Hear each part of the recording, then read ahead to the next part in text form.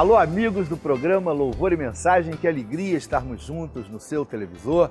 Hoje, para nós, é um programa especial porque nós estamos comemorando 40 anos de existência da querida Igreja Missionária Evangélica Maranata. Amanhã nós vamos ter uma festividade linda, começa às 9 horas da manhã na Tijuca, Rua Conde de Bonfim 229, e à noite, às 18 horas, mais outro evento comemorativo. Se você ama esta igreja, já foi abençoado nesta igreja ao longo desses 40 anos, se você tem alguma experiência bonita, venha estar conosco, vai ser uma festa. Começa às 9 horas da manhã, o endereço está aparecendo aí e vai ser muito gostoso. O programa de hoje é um programa especial porque nós convidamos um amigo muito querido de São Paulo, o pastor Paulo Romeiro. Ele vai trazer uma mensagem para você. Paulo Romeiro é um teólogo, é pastor de pastores, pastor do Mackenzie, de São Paulo, professor lá, e eu tenho certeza que você vai ser abençoado com a mensagem do pastor Paulo Romeiro. Está começando o programa Louvor e Mensagem. Olá, queridos, bom dia. Eu sou o pastor Rômulo, da Maranata do Meia. Você está recebendo aí algumas imagens da nossa igreja. A Maranata do Meia é uma igreja abençoada, uma comunidade que louva a Deus com alegria. E eu gostaria de fazer um convite muito especial a você e a sua família para estarem conosco numa de nossas reuniões que acontecem às terças e quintas, 7h30 da noite, e aos domingos, pela manhã às 10 horas e à tarde às 18 horas. Vai ser uma alegria recebê-lo para que você possa louvar a Deus conosco, junto com a sua família. Certamente Deus vai abençoar você, o seu coração. Nós aguardamos por você. Maranata, 40 anos abençoando você. Deus te abençoe. Meus irmãos e amigos, estamos recebendo hoje com muito prazer, um privilégio na verdade, o pastor Paulo Romeiro, pastor da Igreja Cristã da Trindade em São Paulo. Um prazer, pastor, estar recebendo o irmão aqui conosco. É um prazer muito grande estar aqui com você, pastor Eduardo, juntamente com os queridos telespectadores, e eu espero que o programa seja de bênção para todos. Nós temos algumas questões para conversar aqui, realmente é um privilégio recebê-lo, e nós queríamos começar assim. Hoje em dia, nós vemos muita gente falando aquele ditado popular, né? Se fala muito sobre isso, todos os caminhos levam a Roma, ou então todos os caminhos levam a Deus. Eu queria já de cara te perguntar, pastor, o que a Bíblia tem a dizer sobre isso? Desde a infância também eu ouvia os mesmos ditados e provérbios constantemente. Mas quando olho à luz da palavra de Deus, a Bíblia tem outra posição. Por exemplo, Jesus, quando veio ao mundo, já existiam centenas de religiões. E se elas pudessem valer alguma coisa, Jesus não teria vindo. Quando alguém me disse, Eduardo, que todos os caminhos levam a Deus, eu penso logo em Caim e Abel. Ora, se todas as religiões fossem aceitáveis diante de Deus, Deus teria aceitado a religião de Caim. Deus teria aceitado o sacrifício de Caim. Mas ele não foi aceito porque não estava misturado com a fé, como é o caso do sacrifício de Abel, que estava misturado com a fé, de acordo com Hebreus capítulo 11. Mas, pastor, muita gente diz assim, eu tenho fé. O que a Bíblia diz sobre isso? Sobre essas pessoas que se autodenominam possuidoras de fé? Eu acho assim, existe uma diferença entre a fé salvadora e a fé natural. O ser humano ele já é fabricado praticamente com fé. Tem um versículo no livro de Eclesiastes que explica isso, eu gosto muito desse versículo. Eclesiastes capítulo 3, versículo 11, que diz que Deus colocou no coração, no interior de todo ser humano, o anseio, o anelo, a busca pela eternidade. Então você vai ver as pessoas tendo fé e muita fé. Agora a questão não é a fé, a questão é o objeto da fé. No que elas creem, né? Por exemplo, se alguém crê no Jesus errado, essa pessoa vai embarcar numa salvação errada e vai desembarcar no céu errado.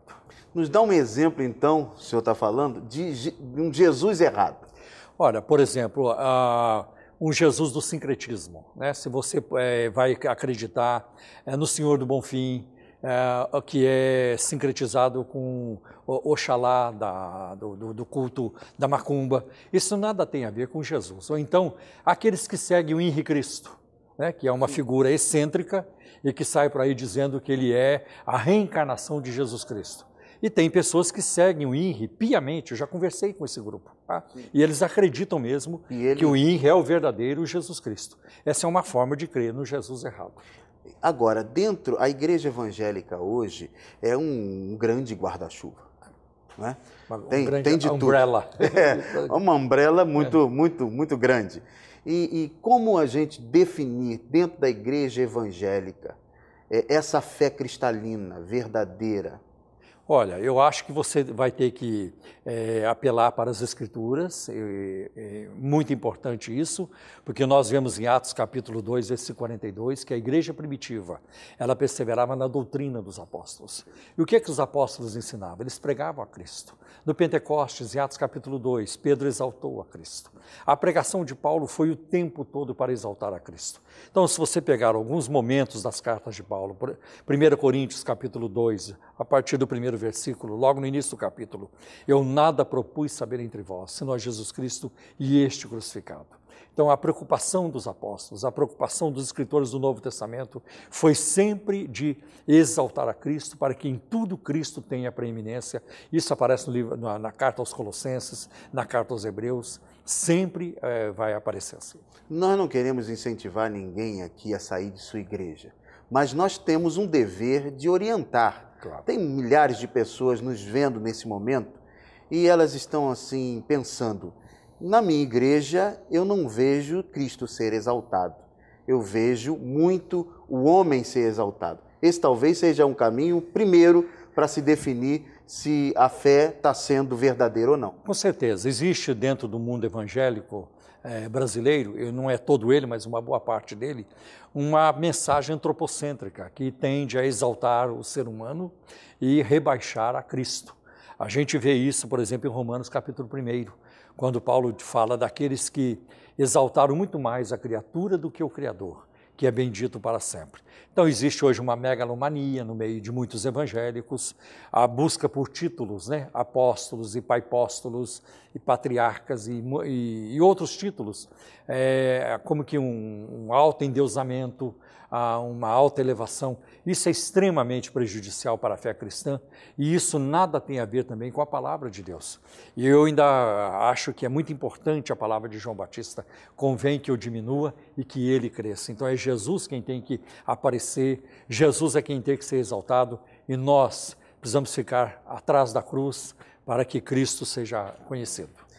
Dentre essas pessoas que nos veem todas as manhãs de sábado, nós também temos muitos pastores. Muitos pastores se encontram comigo e me telefonam e dizem sobre esse programa. Eu gosto muito do programa, do pastor Paulo Brito e tudo. E nós sabemos que o irmão trabalha como professor da Universidade Mackenzie, formando também novos líderes. Como que é esse trabalho hoje dentro do mundo evangélico para, mais uma vez, trabalhar dentro da Bíblia e formar? Olha, eu tenho trabalhado bastante com líderes cristãos de várias denominações, eles me convidam. Há pouco tempo eu estive em Curitiba com cerca de 60 pastores da Igreja Evangélica Livre, posteriormente outros pastores em janeiro.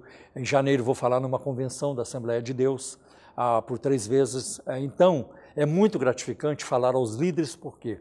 Porque quando você fala pastores, você não está falando somente para eles, você está falando para muita gente por trás daqueles pastores. A mensagem é multiplicada. Exatamente. E a preocupação deles, quando eles me chamam, é isso mesmo. A preocupação com a sã doutrina de que o apóstolo Paulo fala a Timóteo, a preocupação com a ética cristã. Existe hoje em muitos bolsões evangélicos no Brasil uma questão muito complicada, que é a falta da ética, a ganância, a busca constante pelo dinheiro, e isso traz até prejuízo para a pregação do evangelho, porque a sociedade passa a olhar os evangélicos com muita suspeita, e ela não conhece a banda boa dos evangélicos, pastores honestos, pastores que se sacrificam pela pregação do evangelho. E, infelizmente, a leitura que a sociedade tem disponível para ela é a leitura da banda podre, que apresentam um evangelho distorcido, deturpado, não é aquilo que representa a palavra de Deus. Além disso, pastor, existem muitas pessoas que realmente têm verdade em seu coração e querem pregar o evangelho verdadeiro. Qual seria o seu conselho para essas pessoas? Olha, eu creio que é muito importante, se alguém se distanciou da Bíblia, voltar à Bíblia. E quando eu falo voltar à Bíblia, voltar a pregar a verdade que sempre alavancou o cristianismo, que sempre promoveu a fé cristã, desde os tempos mais remotos da patrística, da pré-reforma, a reforma protestante, no período das missões modernas, onde o evangelho chegou para as partes mais distantes do mundo. Qual foi a prioridade? O que exaltou a Cristo? O que levou a tarefa a ser feita? Foi a pregação da cruz, a importância do sangue de Cristo, a obra de Cristo, a pessoa de Cristo. É isso que nós devemos enfatizar. Existe muita gente querendo pregar novidade. Não há novidade nenhuma. O Espírito Santo já revelou, já temos a revelação. Não seria isso? Na verdade, não precisamos de nenhuma nova revelação. O que nós precisamos é de iluminação para entendermos aquilo que foi revelado por nós e está na Bíblia Sagrada. E isso é com estudo e oração. Claro, com certeza. Né? Numa igreja verdadeira, verdadeiramente evangélica. Exatamente. E olha, nós temos aqui falado, pastor Eduardo, do pluralismo religioso. E eu creio que um dos momentos da Bíblia onde isso é bastante destacado é Atos capítulo 17, quando Paulo chega no Areópago de Atenas, ele percebe que ali o problema não era ateísmo, o problema era até um excesso de crença, né? Havia um altar até para um Deus desconhecido. Vamos ver se a gente esqueceu de alguém. Ora, se os deuses atenienses, se os deuses gregos pudessem salvar, Paulo não lhes teria pregado a Cristo. Mas Paulo pregou a Cristo, ele foi resistido, ele foi zombado, mas não deixou de lhes pregar a Cristo. Aliás, o que Paulo fez a vida inteira, tanto que no final da vida ele pôde dizer com muita paz: eu combati o bom combate, eu acabei a carreira e guardei a fé. Então é possível hoje a pessoa religiosa, que se diz religiosa, não conhecer a Deus? Claro, porque a religião ela é um esforço do ser humano de chegar a Deus.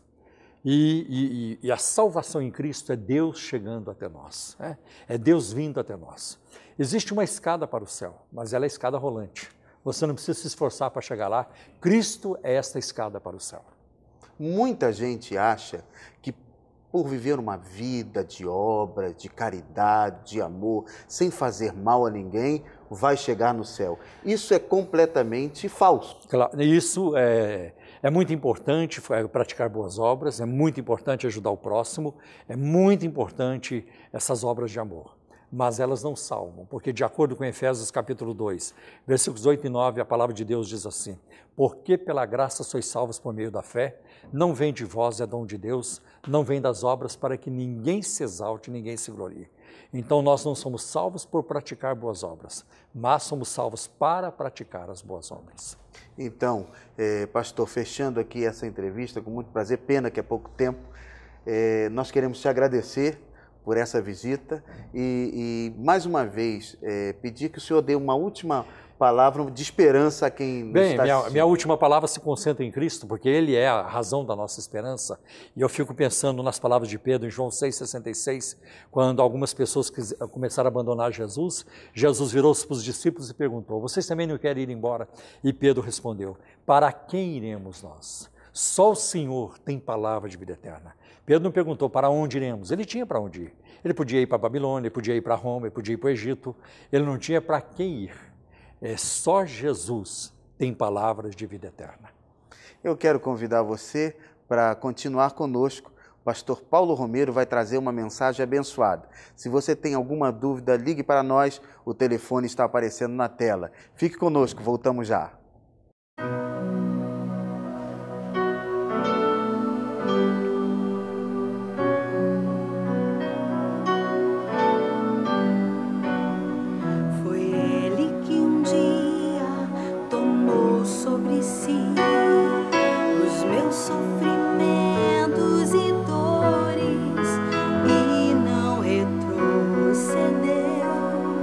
A morte ele venceu,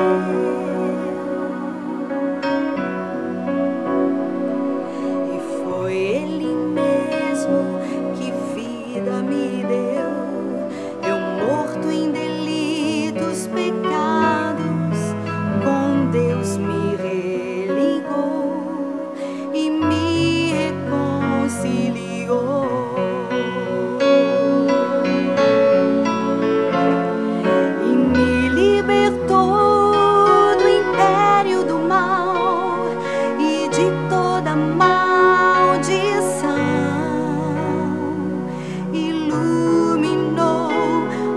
os olhos do meu coração.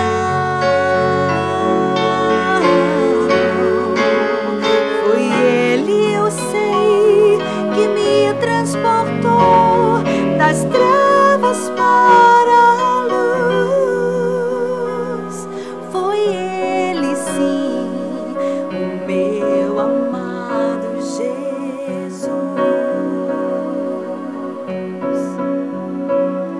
E foi Ele mesmo que vida me deu. Eu morto em delitos, pecados, com Deus me religou e me reconciliou.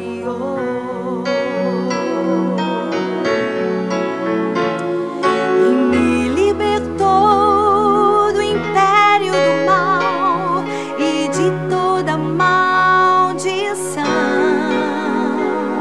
Iluminou os olhos do meu coração. Foi Ele, eu sei, que me transportou das trevas para a luz. Foi Ele, sim, o meu amado Jesus.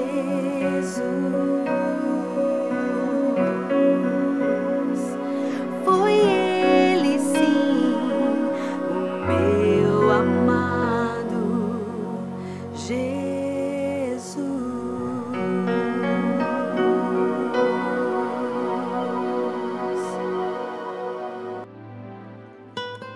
Olá, queridos telespectadores do programa Louvor e Mensagem. É um prazer muito grande estar com vocês hoje. Eu sou o pastor Paulo Romeiro, lá de São Paulo, pastor da Igreja Cristã da Trindade, e estou aqui hoje compartilhando com a Maranata e com todos os telespectadores uma mensagem da Palavra de Deus. E hoje eu gostaria de falar com vocês sobre a importância do ser humano, de uma pessoa tornar-se cristã. Por que ser um cristão? E eu creio que uma das vantagens, das bênçãos de ser um cristão, um dos motivos para alguém se tornar um cristão, é que todo cristão ele tem uma realização interior. Eles têm o seu interior saciado. E é muito importante sabermos disso, porque ao longo da vida as pessoas buscam satisfação interior na velocidade, no som, no dinheiro, na fama, no poder, alguns no poder político, e elas nunca vão se saciar. A verdadeira satisfação interior só pode ser encontrada em Jesus Cristo. E eu descobri isso ainda cedo na minha vida, aos 19 anos de idade, quando tive o encontro de salvação com Deus através da pessoa bendita de Jesus Cristo, e a minha vida nunca mais foi a mesma. A alegria e a satisfação vai além daquilo que eu posso te explicar. Então eu creio que uma das razões por que uma pessoa deve tornar-se cristã é por causa da realização interior. Mas existem outras razões, por exemplo, a paz interior que a pessoa passa a desfrutar. A paz, a certeza de que tudo está sob controle, de que nós podemos descansar nas promessas de Deus, de que a palavra de Deus, ela é uma palavra confiável, ela é uma palavra eterna, porque o próprio Jesus disse, os céus e a terra passarão, mas as minhas palavras nunca hão de passar. Então em Cristo nós temos paz. E eu me lembro, agora neste momento, de uma palavra de Jesus, no Evangelho de João, no capítulo 14 e no versículo 28, quando Jesus disse, deixo-vos a paz, a minha paz vos dou, não vou-la dou como o mundo a dá. Mas o mundo dá paz? Jesus disse que sim, que o mundo pode dar paz. O mundo pode dar paz através do dinheiro, o mundo pode dar paz através de viagens, através de promoções. A pessoa, por exemplo, que recebeu uma grande herança, ela pode ter paz por um período de tempo. A pessoa que casou com a mulher dos seus sonhos, talvez venha a ter paz por um período de tempo. Pode ser, mas a verdadeira paz é só Cristo quem pode dar. A paz que Jesus dá é uma paz duradoura. A paz que Ele dá é uma paz eterna e ela vem através da fé no Senhor. Por isso que eu gosto muito daquilo que o apóstolo Paulo escreveu aos Romanos, no capítulo 5, no versículo 1. Portanto, sendo justificados pela fé, temos paz com Deus através de Jesus Cristo. Por que a Bíblia diz que devemos ter paz com Deus? Porque nós éramos inimigos de Deus, desviados desde o ventre. Estávamos no reino das trevas, mas através de Cristo fomos tirados de lá e transportados para o reino da luz do Filho amado. E através de Cristo nós somos reconciliados com Deus. E não apenas isso. A Bíblia diz que nós também passamos a ser filhos de Deus. Mas alguém pode perguntar, todas as criaturas não são filhas de Deus? Todos os seres humanos não são filhos de Deus? A Bíblia nos informa que todo ser humano é uma criatura de Deus. Agora, para tornar-se filho de Deus, somente através da salvação em Cristo. É o que nós vemos em João capítulo 1, versículos 11 e 12, que diz que Jesus veio para o que era seus, mas os seus não o receberam. Mas a todos quanto o receberam, deu-lhes o poder. Eu creio que a melhor palavra seria autoridade, uma tradução do grego, exousia. Deu-lhes autoridade para se tornarem filhos de Deus aos que creem no seu nome. Então, como é importante essa filiação? Por isso que o apóstolo Paulo, ele fala aos Romanos capítulo 8, lá por volta do versículo 15, que nós recebemos o Espírito de adoção, pelo qual clamamos, Abba, Pai, e que nós somos feitos co-herdeiros com Cristo. Imagine, querido telespectador, quanta riqueza, quanta promessa, quanta bênção envolvida nesta palavra do apóstolo Paulo. Somos co-herdeiros com Cristo. Tudo que Cristo vai herdar, toda a fortuna do universo, desta vida e da outra, nós participaremos de tudo isso, porque a palavra diz que através da filiação, porque fomos adotados na família de Deus, nós somos co-herdeiros com Cristo. Como é rica a graça de Deus para aqueles que nascem de novo, para aqueles que recebem a Cristo como Senhor e Salvador. Mas nós temos também, além disso, o perdão dos nossos pecados. Como é importante saber disso, que somos perdoados, porque o perdão, ele nos traz alegria, o perdão, ele nos traz descanso para a alma. E é o que nós vemos, por exemplo, em 1 João, capítulo 1, versículo 7. Se andarmos na luz, como Ele na luz está, temos comunhão uns com os outros, e o sangue de Jesus Cristo, seu Filho, nos purifica de todo pecado. Deus é um Deus perdoador, que nunca está contra nós, mas sempre a nosso favor. Ainda que nós pequemos, Ele é grandioso para nos perdoar. E pelo seu Espírito Santo, Ele nos leva ao arrependimento e nos ajuda a viver uma vida de santificação e agradável a Ele. Então essas são bênçãos que marcam a nossa vida. Uma outra razão por que uma pessoa deve se tornar cristã é porque ela passa a ser uma bênção para a família e para a sociedade também. A pessoa que abraçou a Cristo como Senhor e Salvador, dificilmente você vai encontrá-la no crime, dificilmente você vai encontrá-la na falcatrua, na corrupção, na violência. Ela viverá uma vida de paz e ela passará a exalar a paz. Aonde ela passa, a paz de Cristo será sentida. Muitas outras vidas serão tocadas e transformadas através daquela pessoa que vive em Cristo. Como é importante essa bênção da salvação. Mas nós ainda temos muito mais bênçãos e o tempo aqui não permite falar de todas elas, mas a certeza da vida eterna, porque essa é a razão principal, porque recebemos a Cristo como Senhor e Salvador. E aí eu quero terminar a nossa reflexão hoje citando João 3,16, que é um dos versículos mais importantes da Bíblia.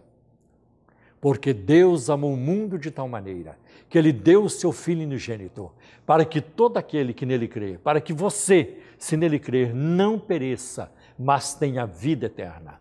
Mais importante do que ter casa, mais importante do que ter dinheiro, é ter a vida eterna em Cristo Jesus.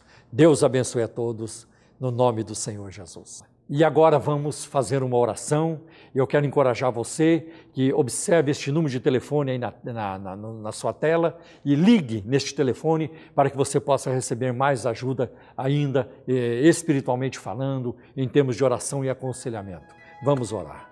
Senhor nosso Deus, nós te agradecemos por este momento precioso que o Senhor tem nos concedido aqui, por cada telespectador que está assistindo este programa. O Senhor conhece as lutas, o Senhor conhece as circunstâncias de cada um, E o Senhor é poderoso para abençoar, para curar os enfermos, para suprir toda necessidade. Abençoa suas vidas, abençoa, Senhor, os casais, as famílias, as crianças. Abençoa, Senhor, todas as pessoas, jovens e idosos. Estende sobre eles a tua bondosa mão e guarda o Senhor e dê-lhes a tua paz. E salva aqueles que precisam de salvação. Nós te pedimos em nome de Jesus. Amém. Deus abençoe a todos vocês, queridos telespectadores do programa Louvor e Mensagem, e até o próximo programa, se Deus quiser.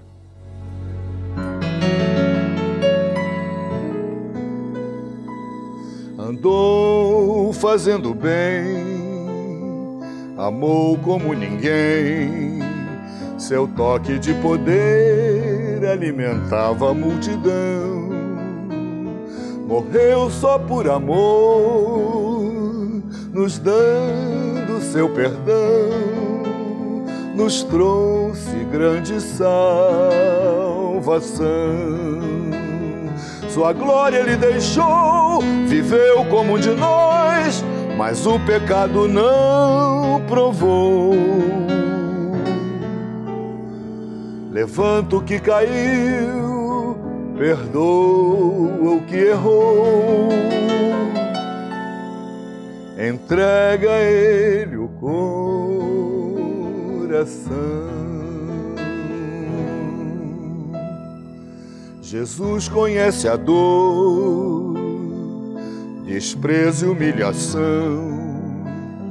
Ninguém fez caso dele, ele era a salvação. Preciso exaltá-lo, honrá-lo com louvor, glorificar meu Deus, Senhor. Conhece a nossa dor, estende a sua mão, só pra nos resgatar do mal. Por mim e por você, na cruz se entregou. Entrega a ele o coração, nos manda proclamar a todos seu perdão. Entrega a ele o coração, promete retornar, conosco quer ficar. Entrega a ele o coração.